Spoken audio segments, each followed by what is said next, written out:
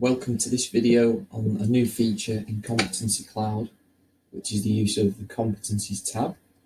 This is found in all employee profiles. So if we click on it at the moment, Kevin Brittleton, he's not got anything in there at the moment. So what we'll do is show you how to get that populated.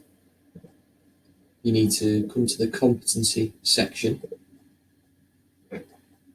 We've already got quite a few competencies here. The one for the purpose of this video is the Carpenter Basic.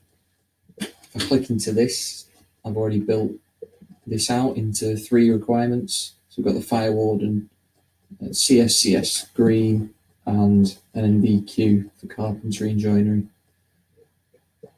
What this will do is, if we then go into trades, we've got the trade carpenter,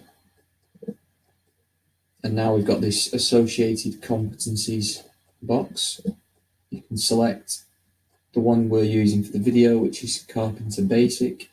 And if you save that, everybody with carpenter as a trade will be updated. So if we go to Kevin,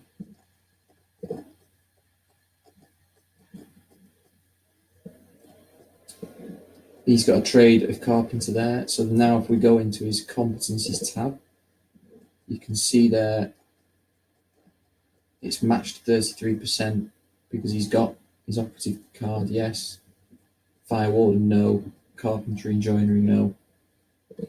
You can add more to this, so you could have another competency of carpenter advanced and obviously build that out as well.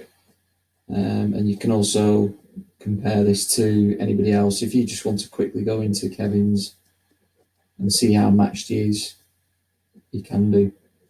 And that's the new competencies tab. Thanks very much for watching the video.